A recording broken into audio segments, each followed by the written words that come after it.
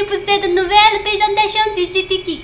The China Geek, parce que voir les produits en photo c'est bien, mais les voir en vidéo c'est mieux. Débridez-vous et découvrez tous nos essais tech en direct de Shenzhen en Chine. Allez, on attaque par l'intro avec Pangeek.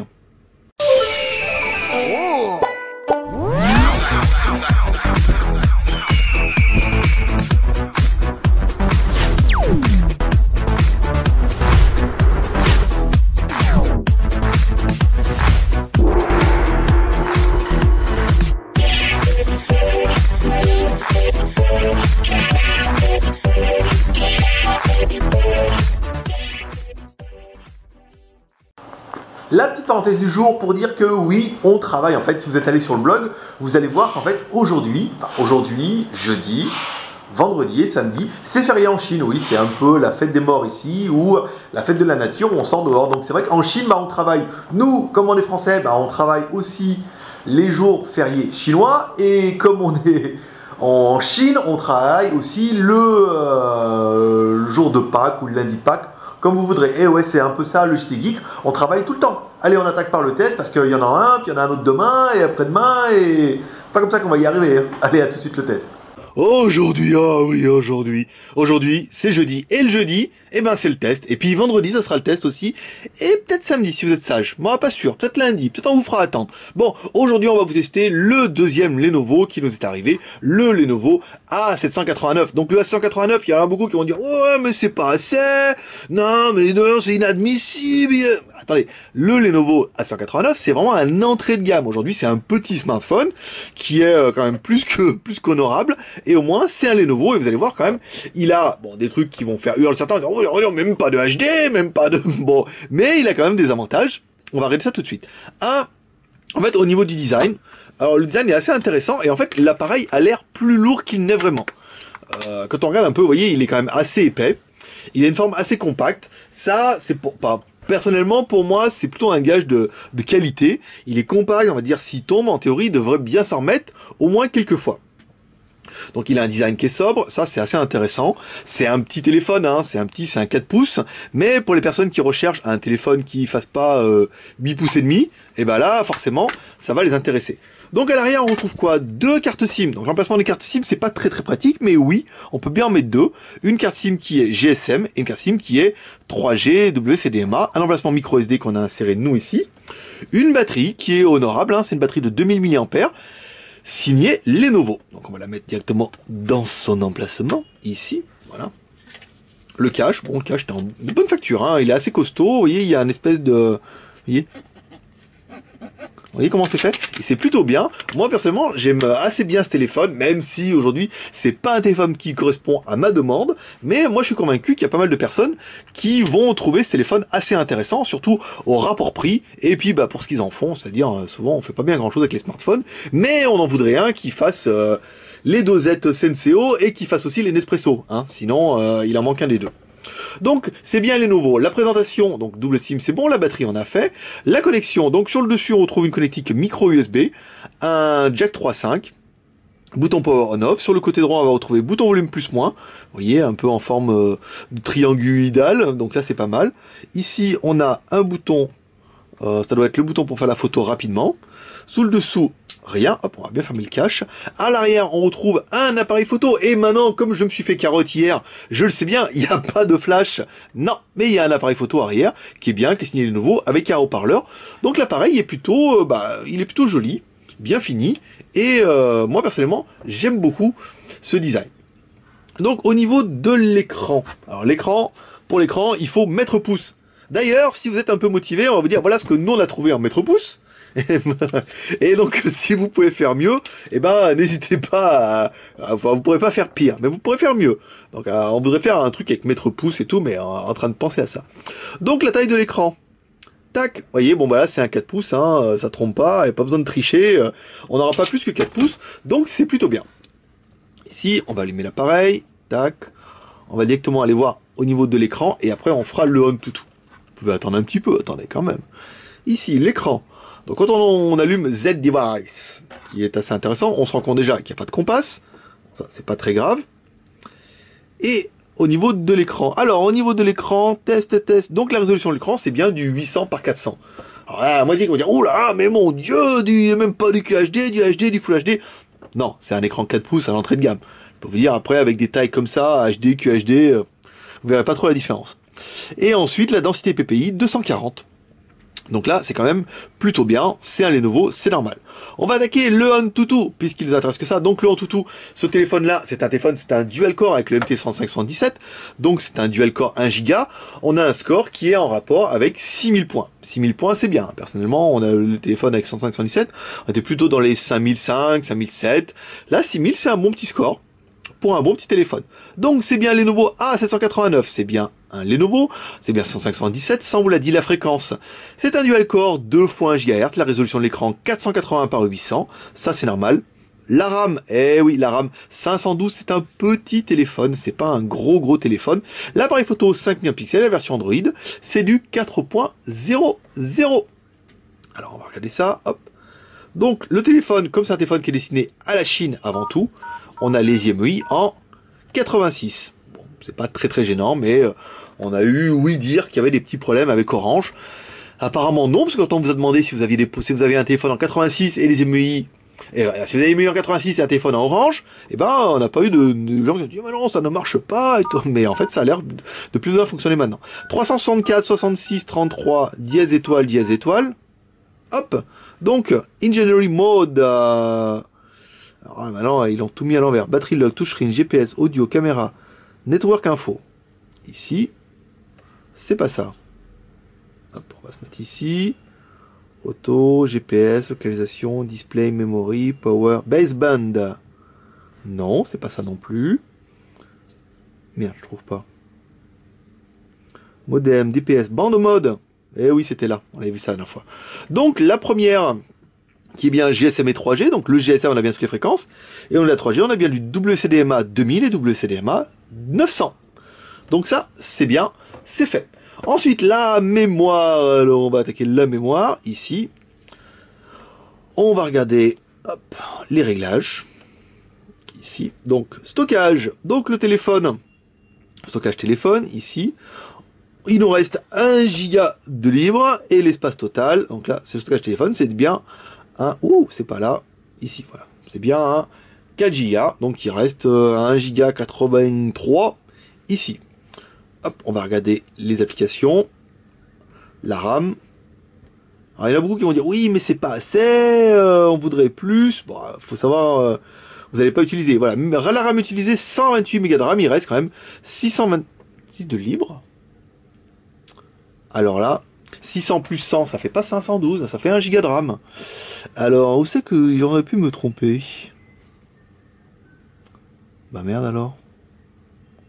2 Go, active. Voilà, c'est ça. Me t'es trompé d'onglet, dis donc. Failli avoir peur. Donc, quand on prend dans les applications actives, on a bien 236 utilisés et 238 de libre. Donc, on a bien un téléphone qui fait 512 de RAM. Je sais pas pourquoi je suis allé dans ce menu à la con là, à la tout. Mais bon, c'est pas grave, on a vraiment 512 de RAM, et c'est ça l'important. La version d'Android, alors là, on a bien les boutons qui s'allument, voilà, avec le rétroéclairage, tac, avec le retour de force. Version Android 4.0, ici. Allez. La surcouche va nous empêcher de voir le truc. Non, on n'aura pas le boot. C'est dommage, mais c'est vraiment une 4.0. De toute façon, on voit bien que c'est pas une 4.1 ni une 4.2. Ça, maintenant, on sait voir la différence. Ensuite, dans l'appareil, qu'est-ce qu'on retrouve d'origine? Alors, c'est un appareil qui est multilangue. On a demandé au fabricant, gentiment, c'est partie des 2 téléphones qu'on a Lenovo avec toutes les langues. Ici, donc italien, néerlandais, il y a l'arabe, il y a les chinois, il y a tout ce que vous voulez. Il y a même le turc, vous voyez, le vietnamien, vous pourrez le mettre dans la langue que vous voulez, il y a tout dedans. Ensuite, dans l'appareil, au niveau des Android, qu'est-ce qu'on trouve? Alors, on retrouve bien le Antutu qu'on a installé, on a bien le Gmail, on a bien le Play Store, et les applications que vous allez retrouver sur tous les téléphones. Le téléphone n'a pas de compas. Ça, on peut vous le prouver ici, quand on regarde dans les menus. Il a bien le Wi-Fi, il a bien 2 caméras, ça nous évitera de chercher un petit peu comme hier, mais il n'y a pas de compas, ça, on peut pas tout avoir. Donc l'appareil vous permet d'écouter de la musique, et pas n'importe quelle musique, il vous permet d'écouter Britney Spears, of course, la musique officielle des geeks Chain Addict. Ici. On va mettre un petit peu le volume. Hop là, mince. Bah, j'ai coupé le son. Allez, vas-y. Tu peux le faire. Ah, il est où le parleur? Il est en haut.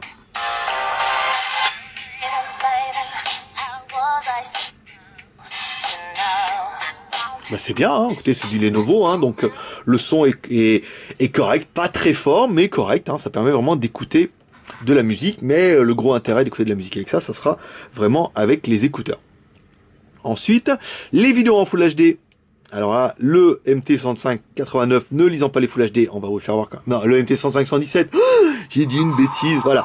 Le 105-117 en dual core ne lit pas les vidéos en Full HD, donc c'est pas la peine. Enfin, en même temps, avec un écran comme ça, faut pas déconner. Par contre, il va lire les vidéos en HD. Très bien, vous voyez. C'est fluide. Voilà, on a un écran IPS à 180 degrés à peu près. À 1 degré près. Hein. Le voile blanc, vous voyez, pas très... Attends, je vais baisser un peu le volume là. Donc pas trop de voile blanc, vous voyez, on a quand même une densité de pixels qui est assez intéressante. On a des belles couleurs, ici. Oui, c'est bien, hein, c'est propre, hein. C'est un bon petit téléphone, hein, c'est un bon téléphone de marque. Alors ensuite, les jeux, bien sûr qu'on peut jouer à des jeux, voilà. Donc Temple Run, bien sûr, comme d'habitude. On va accélérer un petit peu. Et on a essayé, parce que ça marchait, on s'est dit, ça se trouve, ça ramait de la mort. On s'est dit, on va faire le test en direct, et encore ça va ramer, et encore les gens ils vont se moquer. Hop, ici. En plus, maintenant je joue bien, Temple Run. Hein. J'ai explosé les scores là maintenant. Hop. Voilà, donc vous voyez, c'est fluide. Hop, on peut le balader un peu. Hop, saute. J'ai sauté court. Hein. Comme ça, il y a un peu plus de personnages à l'image. Il faudra voir que c'est assez relativement fluide. Voilà, il dit attention, tournez à droite. Voilà, hop.